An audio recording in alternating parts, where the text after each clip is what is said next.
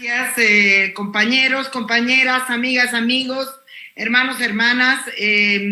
Primero que nada, me ha sorprendido muchísimo la invitación de la vicepresidencia del Estado Plurinacional. En muchos años es la primera vez que me invitan. No he querido rechazar, no rechazo yo nunca las invitaciones. Sin embargo, quiero, por supuesto, hacerme eco de la crítica sobre la ausencia, salvo yo, de voces de mujeres en este debate. Esto me parece muy grave, pero no se trata solamente de que hayan o no hayan mujeres, sino de abrir el espacio de debate mucho más de lo que este foro lo está haciendo. En todo caso, muchas gracias por la invitación. Aquí estoy para compartir con ustedes algunas ideas sobre el tema que me han invitado, y quiero decirles que por supuesto que he traído mi medalla presidencial, que es símbolo de la 12 de octubre y símbolo de las trabajadoras sexuales de la ciudad del Alto, porque, bueno, los eventos de pérdida de esta medalla en la 12 de octubre nos han permitido rebautizarla como símbolo de las trabajadoras sexuales. Yo quiero dividir mi intervención en tres partes. La primera sobre la pregunta del Estado plurinacional. Dice avances, retrocesos, procesos. Directamente, yo quiero decir que no es posible hablar de la existencia de un Estado plurinacional sin un proyecto de descolonización. Y no es posible hablar de un proyecto de descolonización sin un proyecto de despatriarcalización. Porque no se puede descolonizar sin despatriarcalizar. Y no se puede despatriarcalizar sin descolonizar. Por si acaso, la autora de la tesis de la despatriarcalización soy yo, y el Estado boliviano lo que ha hecho es plagiarme y distorsionar. Entonces, podemos hablar de un Estado plurinacional cuando el Estado plurinacional no existe. Pero ¿cómo que no existe? Ahí está. Bolivia es un Estado plurinacional. Bolivia se ha convertido en un Estado plurinacional de forma retórica. Prácticamente, las palabras Estado plurinacional resultan ser un adorno, pero peor que un adorno, una especie de mampara que oculta un Estado liberal. La forma de representación, la forma de organización, la forma de relacionamiento Estado-sociedad en el Estado boliviano no es plurinacional, sino liberal, monolingüe, colonial. No hay dónde perderse. Pero ¿cómo es posible que nos hayamos quedado con un Estado plurinacional simplemente retórico cuando el Estado plurinacional representó una, por llamarlo entre comillas, una especie de bandera de lucha para muchos sectores de cara al proceso constituyente? Yo quiero decir claramente, y esto no es un problema de avances o retrocesos, sino de traiciones. De traiciones. El movimiento al socialismo funciona, es decir, no es un partido político, porque no tiene la estructura de partido político. No hay discusión ideológica para que podamos decir hay partido político. No hay distribución de fragmentos de poder dentro del movimiento al socialismo para que digamos hay partido político. El movimiento al socialismo se convirtió en un pequeño grupo y en una pequeña mafia que lo único que le importaba era retener y conservar el poder para ese grupo y para esa pequeña mafia. De esa manera es que el movimiento al socialismo ha funcionado como maquinaria destructiva de las organizaciones sociales y de las interlocuciones sociales. Y esto es una cosa muy perversa, pero muy perversa. Digamos que el movimiento al socialismo ha estado más cerca del modelo del MNR como maquinaria de destrucción que de un modelo de organización política plural y diferente. ¿Cuál es esa maquinaria que ha ido destrozando la posibilidad de construcción de un Estado plurinacional y que ha dejado la plurinacionalidad como retórica? Por un lado, el hecho de que se ha pretendido partidizar, es decir, poner la camiseta del partido, estás conmigo o estás contra mí, a todos los pueblos indígenas del territorio plurinacional. El momento más dramático de ese proceso ha sido Chaparina, la represión en Chaparina, ordenada por Sacha Llorenti, Suyuncu del Evo Morales, premiado para ser embajador en las Naciones Unidas y vivir en Nueva York a cuenta de los pueblos indígenas, sin haber respondido jamás a ese proceso de humillación y de negación. Entonces, dentro de esto que es el Estado plurinacional, la gestión que ha hecho el movimiento al socialismo ha sido una gestión a modelo MNR, a modelo gamonal, de pretender partidizar a todos los pueblos indígenas. Otro elemento que ha sido negador de la posibilidad de construcción de un Estado plurinacional ha sido la inyección de un caudillismo centrado en Evo Morales. Es imposible pensar la plurinacionalidad desde la construcción de un proyecto caudillista. Porque un proyecto caudillista, para ser tal, lo que hace es silenciar voces, perseguir voces, acallar voces. Y esto es una cosa que ha sucedido constantemente. El ejemplo de Adep Coca, que sigue en un proceso de conflicto muy grande, es tan solo uno de los ejemplos. Y con esto no estoy queriendo defender al dirigente Gutiérrez, porque cuando él era pro-más y cometió un acto de violación, lo protegía el movimiento al socialismo. Y el momento en el cual dejó de ser pro-más, ya no era bueno y había que tomar la organización, la infraestructura, etc. Entonces el movimiento al socialismo creó una relación clientelar, partidista, con las organizaciones sociales y especialmente con las organizaciones de los pueblos indígenas. ¿Para qué? Para monopolizar, apropiarse y expropiar las voces de los pueblos indígenas en la voz de un caudillo que se llama Evo Morales. ¿Bajo qué proyecto? No el proyecto de la construcción de un Estado plurinacional, sino bajo el proyecto de un pacto de poder perverso que les permita enquistarse en el poder.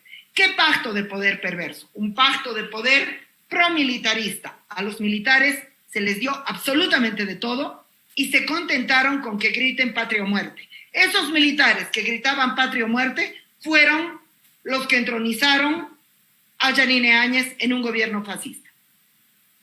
Pactos perversos de poder con la policía boliviana. Dejar hacer y dejar pasar en tanto en cuanto estén dispuestos a reprimir para nosotros.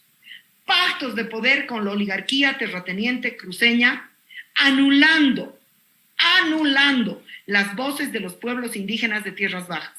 La CIDOP, antes del movimiento al socialismo, era un manzano en la Villa Primero de Mayo, llena de actividades y de intercambios que estaban en un proceso lento, por supuesto, estaban en su proceso de constitución de sus voces. Pues fue tomada la CIDOP, colocada ahí una compañera que ha sido luego calificada como la gran corrupta, y anular las voces y la propia democracia interna de la CIDOP.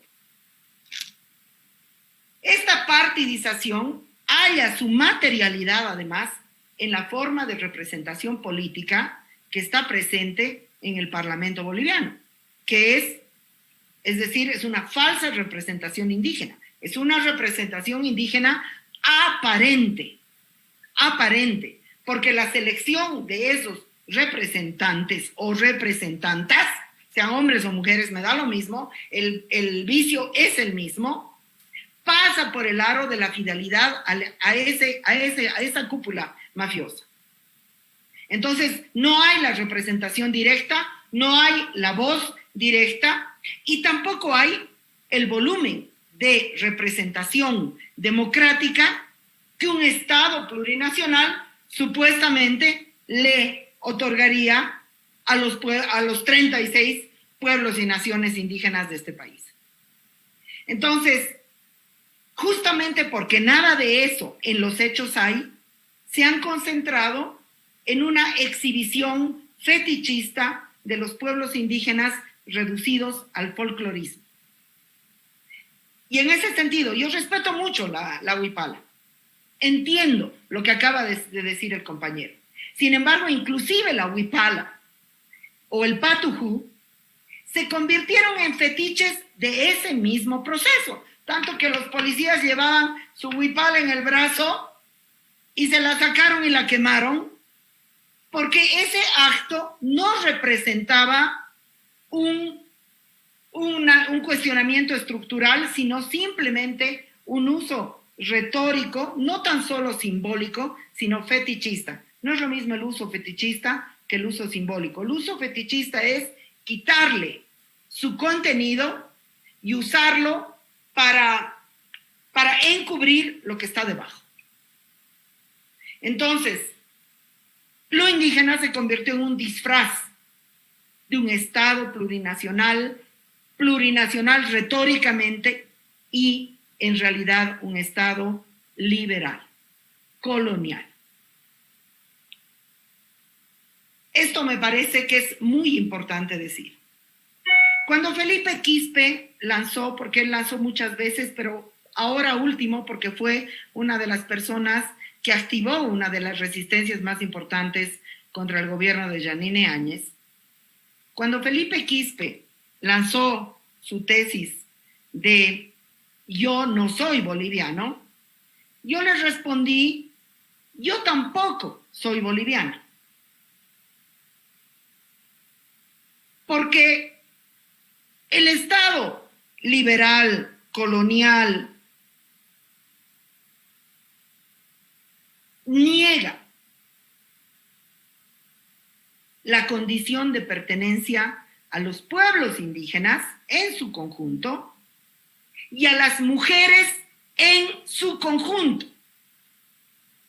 No hay ciudadanía, no hay pertenencias.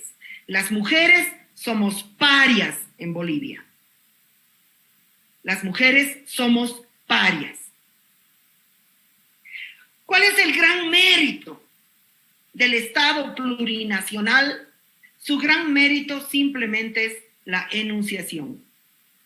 Y eso lo hemos experimentado en el gobierno de Yanine Áñez, porque Yanine Áñez negaba el Estado plurinacional y permanentemente decía, yo soy republicana, negando un proceso histórico. Entonces, la sola enunciación del Estado plurinacional es lo único que como proceso rescatable tenemos. Solo la enunciación. ¿Para qué sirve enunciar Estado plurinacional? Enunciar Estado plurinacional sirve no solo para decir que el Estado boliviano liberal es colonial, sino para decir que el proyecto de mestizaje como blanqueamiento es un proyecto históricamente fracasado. Y que el proyecto de interculturalidad que funcionaliza la presencia y la demanda, las lógicas de los pueblos indígenas que se chocan con el Estado liberal, se funcionalice a una suerte de diversidad útil para un modelo neoliberal colonial extractivista.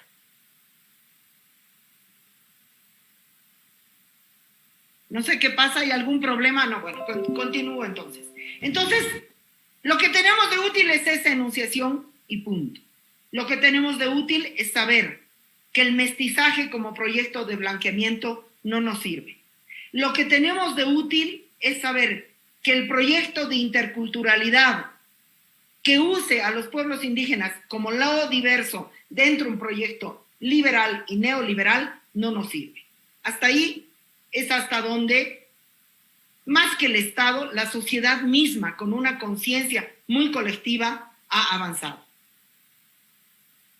Pero vuelvo a la tesis inicial.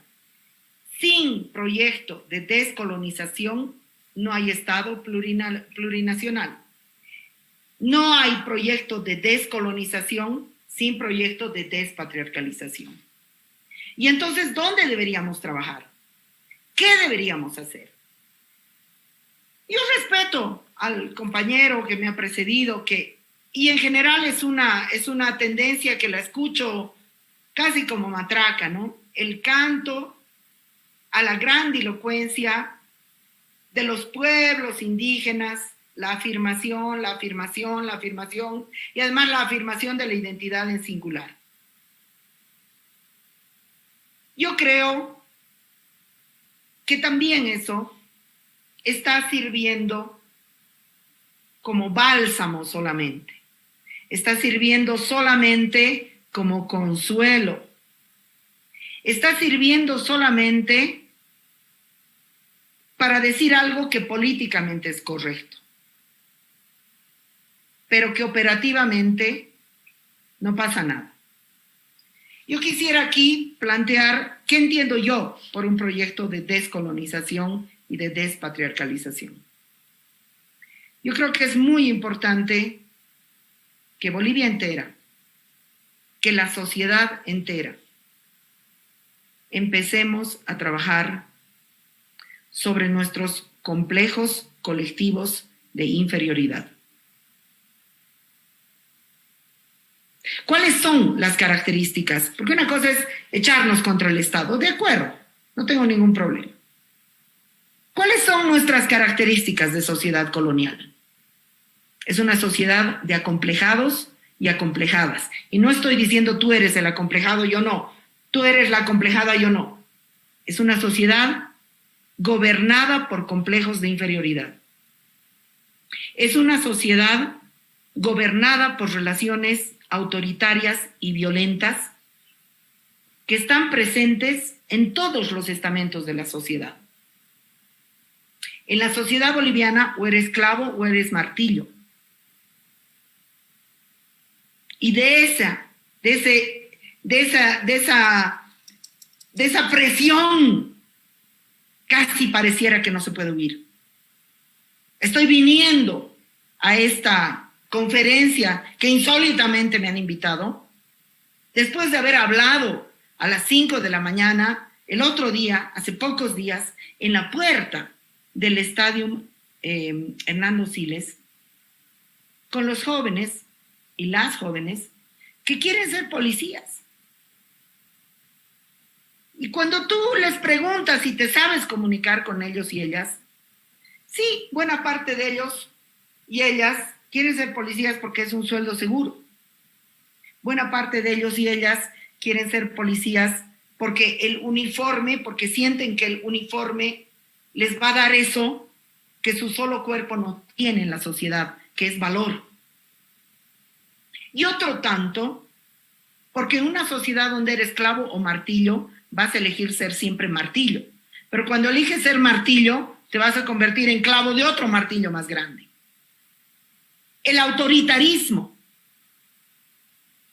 la violencia, las violencias machistas, los complejos de inferioridad gobiernan la sociedad boliviana y no los estamos trabajando. Y no es verdad que las luchas de los pueblos indígenas, que son luchas históricas importantes, han trabajado sobre ese tema. Y lo digo citando al maravilloso Frantz Fanon, que es el gestor de la descolonización a nivel mundial. Los pueblos indígenas han tenido voceros machos, machistas y masculinistas. Y hoy día, no sé exactamente dónde, pero en un pueblo indígena se ha vestido a un hombre con pollera para humillarlo.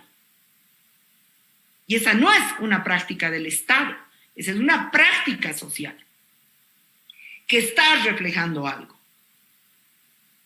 Que está reflejando algo que tiene mucho que ver con la plurinacionalidad, con la descolonización y con la despatriarcalización.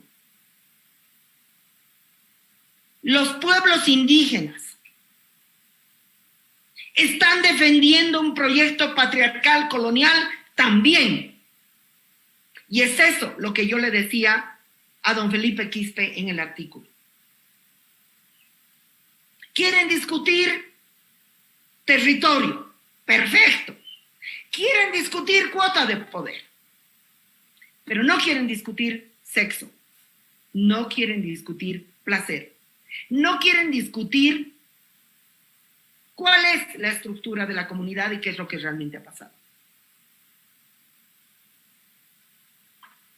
En Bolivia, sobre el régimen de maternidad y de paternidad.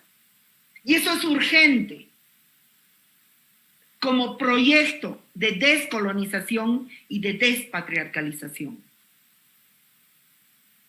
¿Qué significa paternidad? Saldremos a la calle y contaremos cuántos hombres vemos con su aguayo cargando a la guagua. No hay. ¿Por qué? ¿Por qué?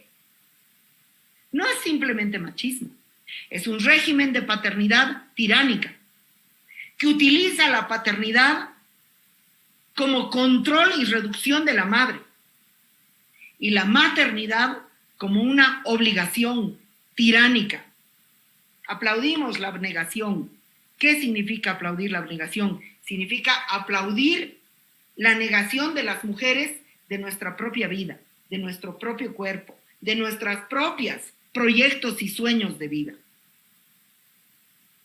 Y esto es muy grave y tiene que ver con el proyecto de descolonización y despatriarcalización. En Bolivia ninguna madre, y por eso somos parias, y las luchas indígenas y las luchas feministas deberían ser luchas hermanas, pero de igual a igual. No somos el detalle ni la periferia. Ninguna madre su maternidad no pasa por una maternidad directa sobre sus guaguas. Ninguna madre tiene soberanía sobre su maternidad. Y no solamente estoy hablando de la despenalización del aborto. Estoy hablando de cosas tan básicas como viajar de La Paz a Cochabamba sin el permiso del padre.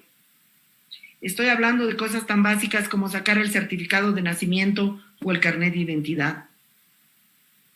Y el hombre que se ha apropiado del proyecto de la plurinacionalidad Evo Morales, no sabemos ni cuántos hijos tiene, ni con cuántas mujeres, y ese es uno de sus factores políticos plus encima de haber cometido estupro continuo, no con las mujeres de la clase media, porque las familias de la clase media no le hubieran permitido, con las mujeres de los pueblos indígenas donde él llegaba en sus tarimas.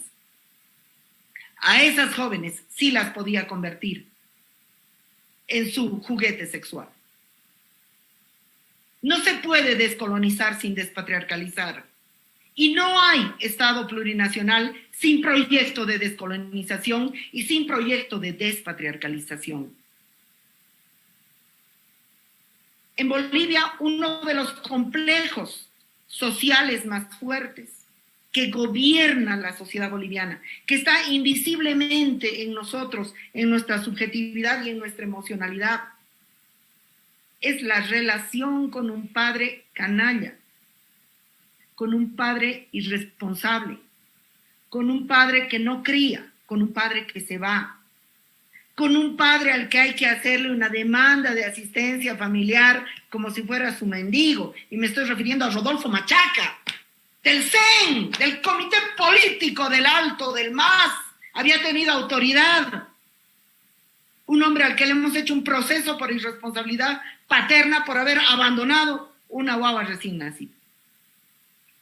Si hubiera sido mujer, y esto creo que es muy importante, Felipe Quispe es un hombre de gran respeto. Pero había otra mujer de gran respeto muy cerca de él. Se llamaba Sabina Choquetilla. No sabemos su cara, terminó vendiendo cebollas en el mercado y murió en el anonimato.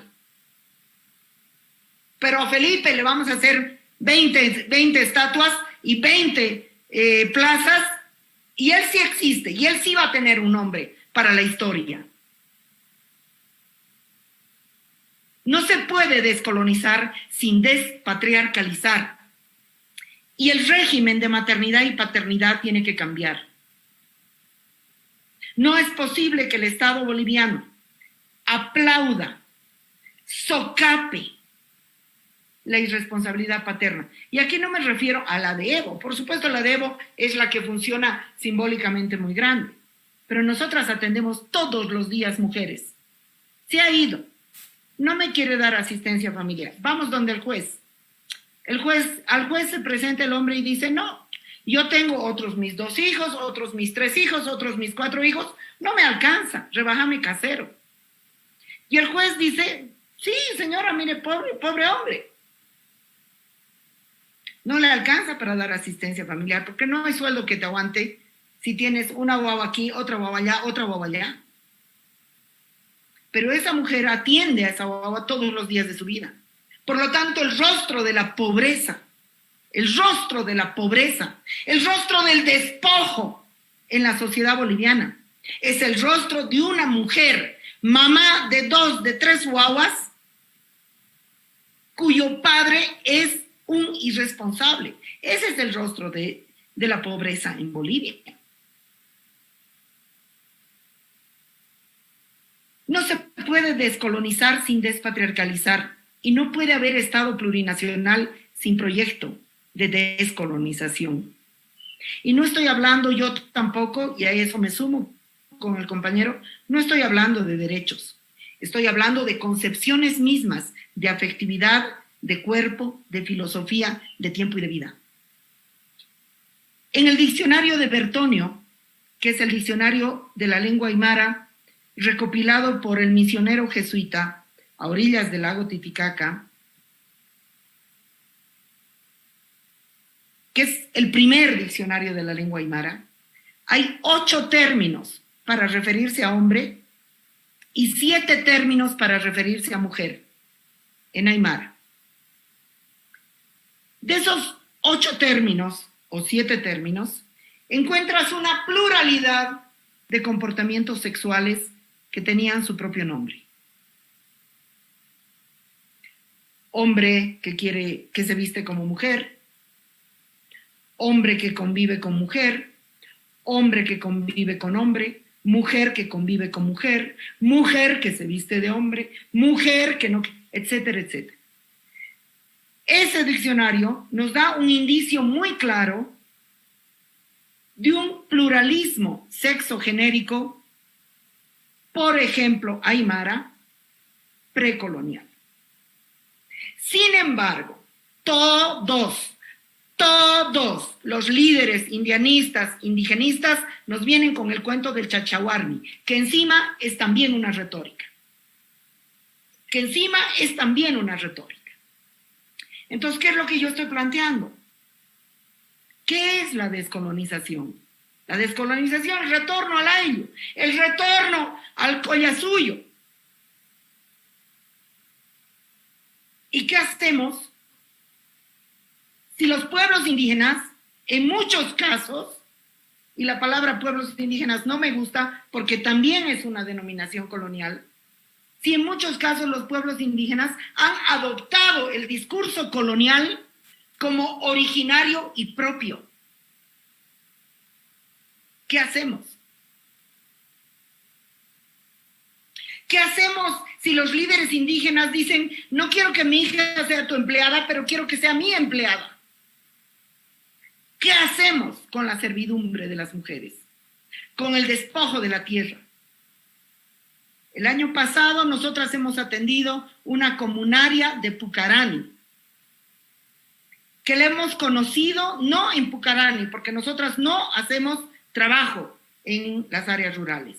Le hemos conocido en la cárcel de Obrajes, durante el régimen de Evo Morales. La compañera Aymara Parlante hubiera estado presa en cadena perpetua porque nadie la entendía. Ella había matado al violador de su hija, lechera de la comunidad de Pucarán. En un contexto del Ayllu, donde no hay policía, donde no hay fiscalía, donde no hay nada, hay ausencia del Estado. ¿Cómo es que esta compañera, Aymara Parlante, monolingüe, fue a parar a la cárcel de Obrajes? La comunidad, estos comunarios, ¿qué querían?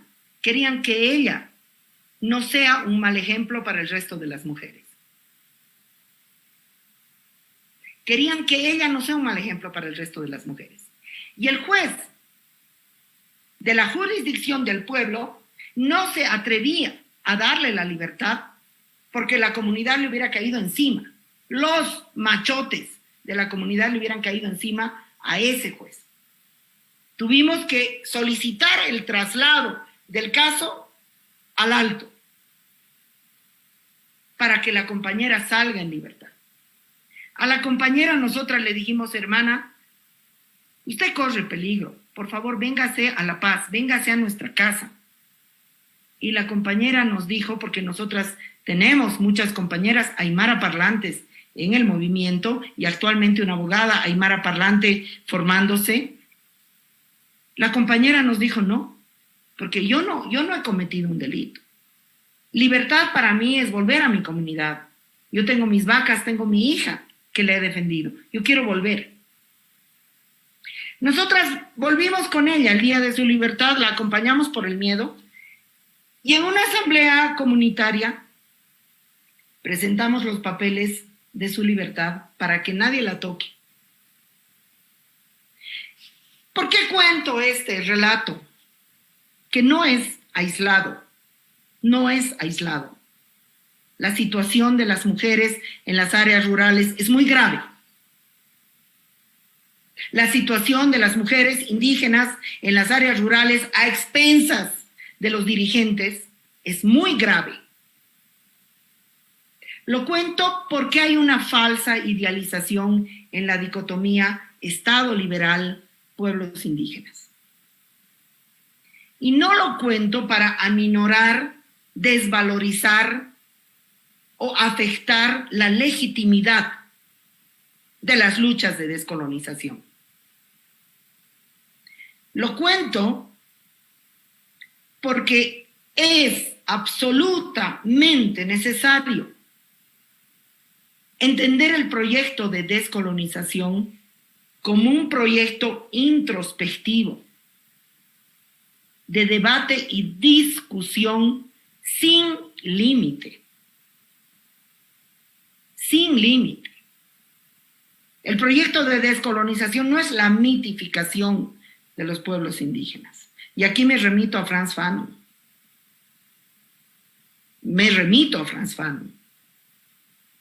Que era psiquiatra y que se dedicó a recopilar en Los Condenados de la Tierra y en su otro libro, Hombres Negros, Máscaras Blancas, el conjunto de complejos de inferioridad presentes en su pueblo. Si no empezamos a trabajar sobre eso, no vamos a lograr descolonizar. ¿Qué es y por qué creo yo que Evo Morales fue un hombre hipertóxico? Porque el proyecto caudillista de Evo Morales, más allá del caudillismo, era un proyecto de exaltación facilona de todos los complejos sociales, de exaltación, no de resolver, sino de asumir como valor. Entonces, cuando ves sus discursos, lo escuchas decir, cuando vengo al Chapare han progresado. Ya tienen carro y ya no, y su chota al lado. Refiriéndose a que por fin se han librado de la chola como pareja y han ascendido a la mujer de vestido como pareja.